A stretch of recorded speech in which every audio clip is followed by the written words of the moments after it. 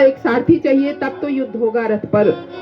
स्वयं सारथी बनकर गई और जब युद्ध हुआ, एक बार महाराज दशरथ जी को चोट लग गई, मूर्छा को प्राप्त हो गए, तो उन्होंने उनकी सेवा की और मूर्छा समाप्त हुई तो उन्हें फिर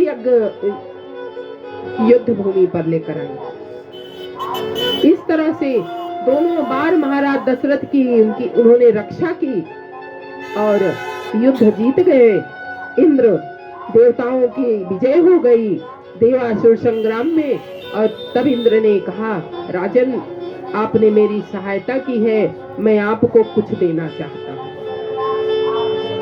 महाराज इंद्र की पत्नी थी सची। सची के बालों में एक आभूषण था, उसे कहते हैं चूड़ामणि। उतार करके इंद्र ने महाराज दशरथ को दिया। महाराज दशरथ जी ने अपनी प्रिय रानी कैकेयी को दे दिया चूड़ामणि। और महाराज दशरथ प्रसन्न हुए, अपनी पत्नी पर कहने लगे, देवी तुम मुझसे वर मांग लो। क्या जरूरत मांगने की, स्वयं सब कुछ संपन्न है, कोई आवश्यकता नहीं थी। आए इंद्रलोक से, युद्ध हो गया, देवता जीत गए।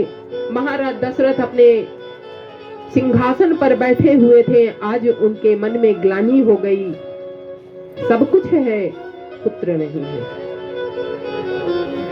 चक्रवर्ती राजा हैं, सम्राट हैं, पुत्र नहीं है, क्या किया जाए। चौथापन आ गया है। श्रवण समीप भये सित केसा, मानहु जठरपन अच उपदेशा। शास्त्र कहता है कान के पास का बाल श्वेत होने लगे तो समझ लो जठरपन आ गया।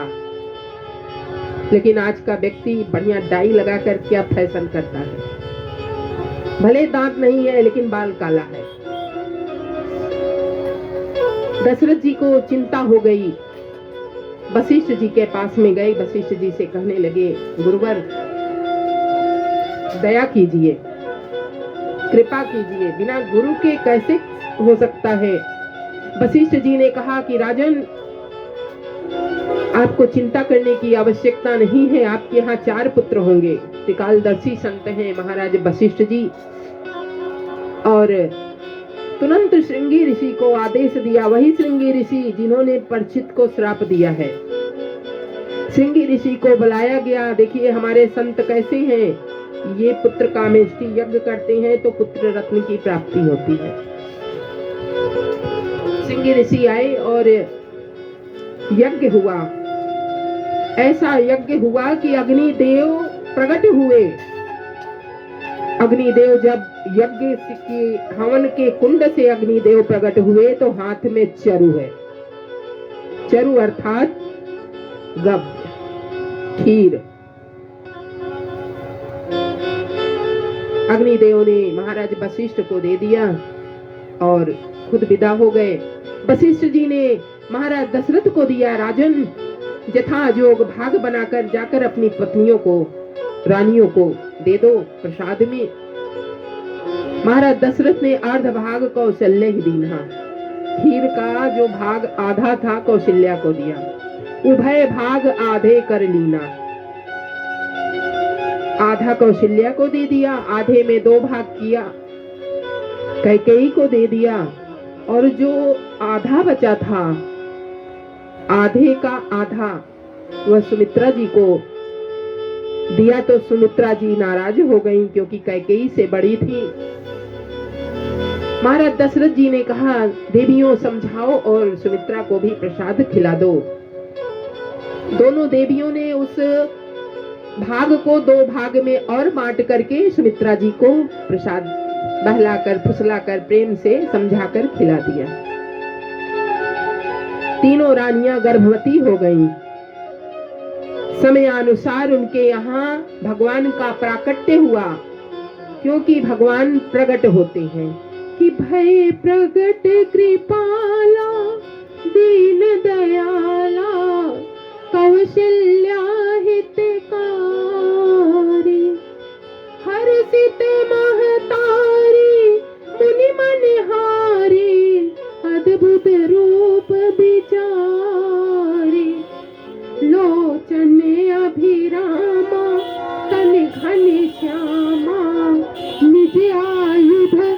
तेज चारी।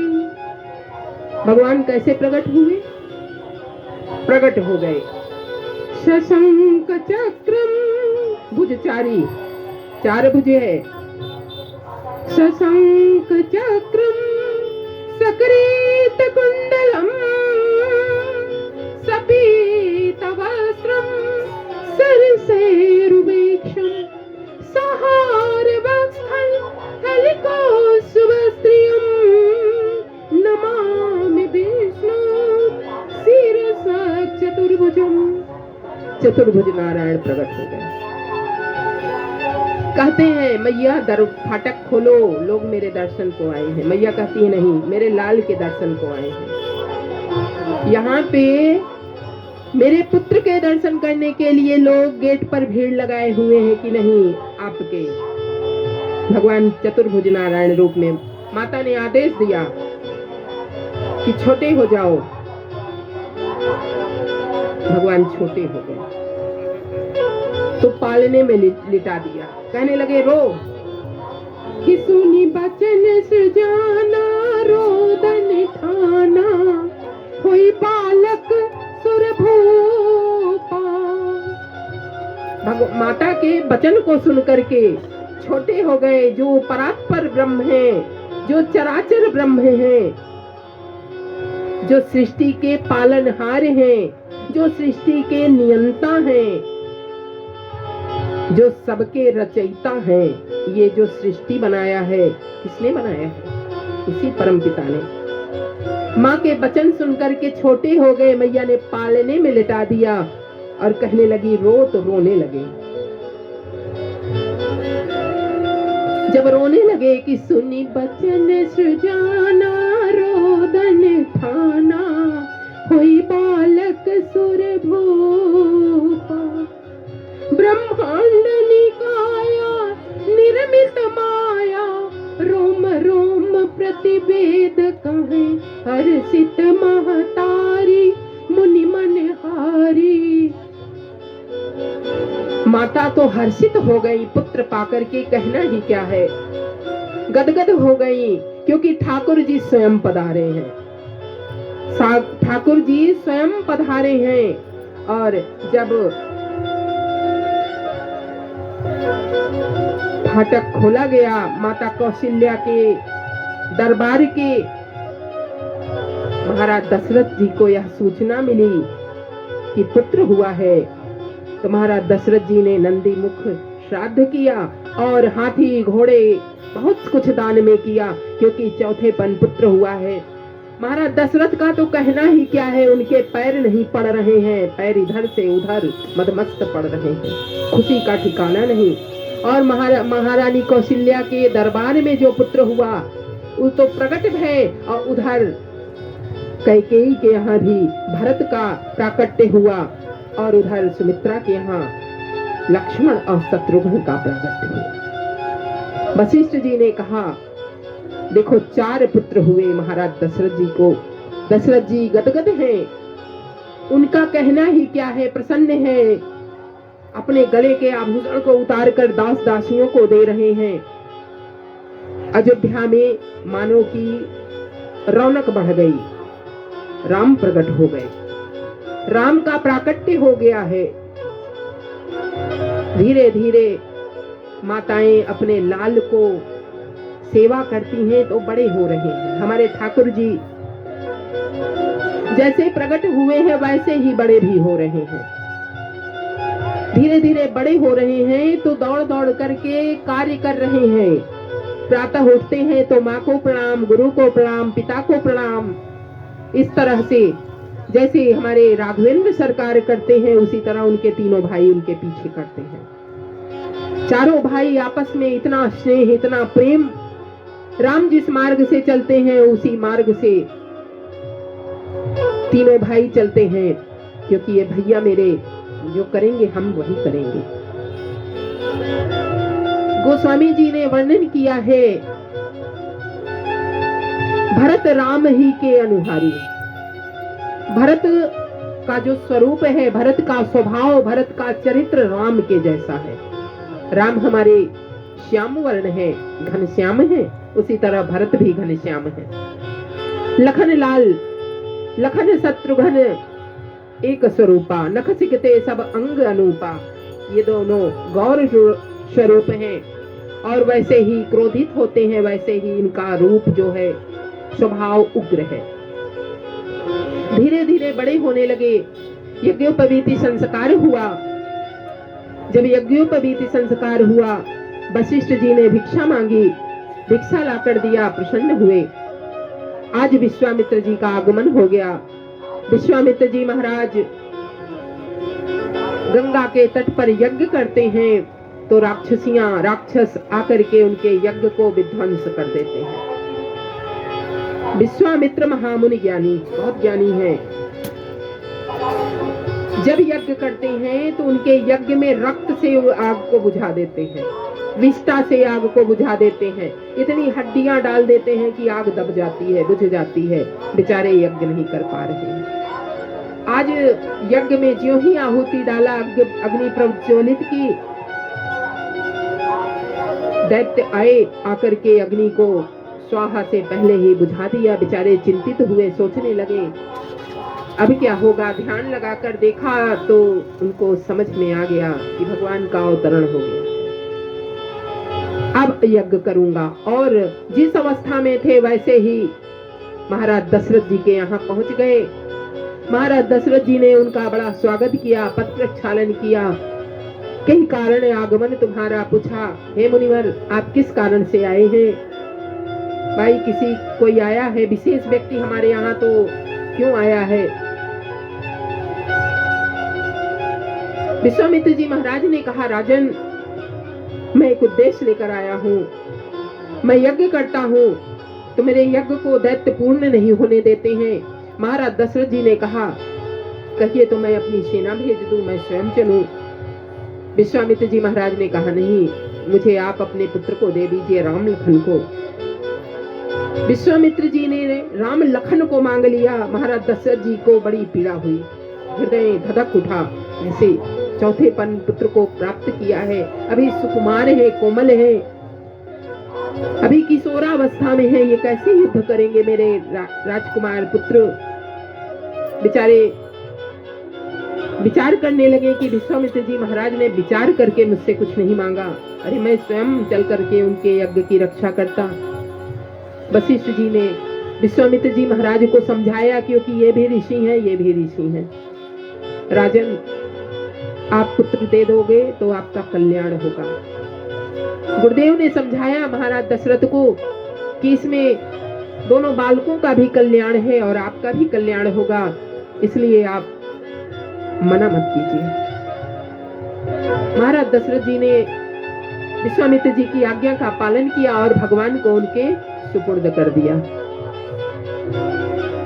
भगवान को लेकर के चल पड़े। विश्वामित्र जी आगे और दोनों राम लक्ष्मण पीछे जा रहे थे। रास्ते में आश्रम एक दीख मनमाही, एक आश्रम दिखा रास्ते में, और वह ऐसा आश्रम था कि वहां पे जीव जंतु भी नहीं थे। वहां न तो कोई हरा वृक्ष था, न कोई जीव था, न कोई जंतु था। यह गौतम ऋषि का आश्रम था। गौतम ऋषि जी महाराज संत थे। उनके साथ जब छल हुआ तो उन्होंने अपनी पत्नी को श्राप दे दिया और वे पत्थर की बन गई अहिल्या। तब से इस आश्रम को जीव जंतुओं ने त्याग दिया। वहां कोई पक्षी नहीं, कोई पशु नहीं, कोई जीव नहीं, कीड़े नहीं, चीटा कुछ भी नहीं, केवल एक पत्थर की मूर्ति, कोई पौधा नहीं हरा भरा। बड़ा विचित्र आश्रम देख करके भगवान स्वयं पूछते हैं। विश्वामित्र जी महाराज कहते हैं, राघव ये पत्थर की शिला है, ये तुम्हारा ही तो इंतजार इसको है।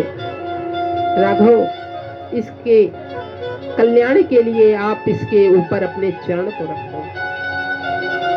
विश्वामित्र जी ने जैसा कहा वैसे राघवेंद्र सरकार ने पत्थर पर चरण स्पर्श कराया तो एक सुंदर स्त्री प्रकट हो गई।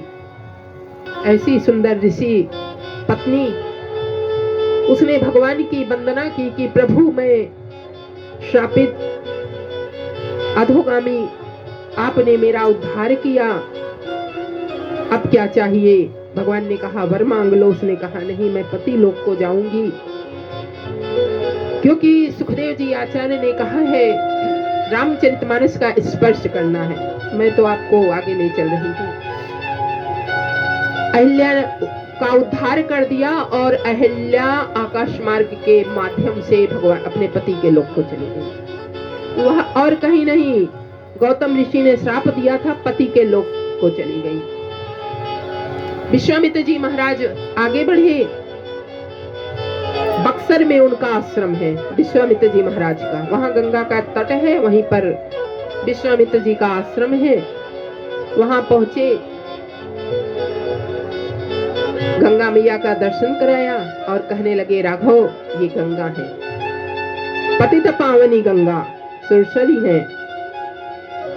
भगवान मुस्कुराए कि जिनके चरणों की गंगा है, राम भगति जहाँ सुरसरी धारा, सरसई ब्रह्म विचार प्रचारा, विधि निषेधिमय कलिमल हरिणी, कर्म कथा रवि नंदन वर्णी। यमुना जी भी है यहाँ, रवि की नंदनी, सूर्यपुत्री। प्रणाम किया गंगा मैया को। फिर कहते हैं निर्भय यज्ञ करो मुनि जाई, आप यज्ञ करिए, हम लोग दोनों भाई यज्ञ की रखवाली करेंगे। विश्वामित्र जी महाराज फिर यज्ञ करने लगे। ऐसा बृहद यज्ञ हुआ, ताड़का, सुबाहु, मारीच यज्ञ में उसी तरह विष्टा और छोड़ने लगी। भगवान ने ताड़का को मार दिया, यज्ञ के मंडप पे बाणों से छा दिया और ताड़का को मार दिया, मारीच को बचा लिया। एक ही प्राण, एक ही बाण प्राण हरि लीन्हा। एक बाण ऐसा चलाया कि ताड़का मर गई, सुबाहु मर गया, और उसी बाण से मारीच जोजन पार, 7 जोजन का सागर पारा, मारा नहीं भगवान। क्योंकि परमात्मा इस धरा पर आए हैं। क्यों? भगवान जानते हैं कि यह एक हमारा पात्र है, मारीच अभी आगे इसकी आवश्यकता पड़ेगी। उसको मारा नहीं, उसी बाण से उसको 7 जोजन 7 समुद्र पार भेज दिया और चला गया। 7 जोजन का सागर पारा। अब जब वहां पहुंच गया तो वह भगवान का भक्त हो गया। जहाँ तहाँ मैं देखूं दो भाई, जब जिधर देखता है उसको राम लक्ष्मण दिखते हैं। भगवान के हाथ से बच गया तो वह अपने आप को सुधार लिया कि मैं अब भगवान का हूँ। जिधर देखता है उसको राम लक्ष्मण दिखते हैं, वो भगवान का हो गया। ताड़का सुबाहु को भगवान ने मार दिया। विश्वामित्र जी का यज्ञ संपन्न हो गया, बढ़िया। विश्वामित्र जी महाराज ने अपने सारे आयुध जो रखे थे, विश्वामित्र जी महाराज बहुत बड़े वैज्ञानिक हैं, सारे आयुध, धनुष, बाण, जितने भी अस्त्र शस्त्र थे, सब हमारे प्रभु श्री राम को समर्पित कर दिया। आयुध सर्व समर्पित प्रभु निजे आश्रम जाने, कंद मोल फल भोजन दीन भगत हित जाने। सब लोग साथ में बैठे और कंद मूल फल का पान किया। इसी तरह यज्ञ संपन्न हो गया। समय बीता। महाराज जनक जी के यहाँ से पाती आई, निमंत्रण आया विश्वामित्र जी को, क्योंकि पहले राजा महाराजा संतों को बुलाया करते थे। संत महात्मा आते हैं तो कार्य निर्विघ्न संपन्न होता है। सब संतों को निमंत्रण दिया गया। विश्वामित्र जी को निमंत्रण उनके आश्रम पर भेजा गया। विश्वामित्र जी महाराज ने कहा राघव, राम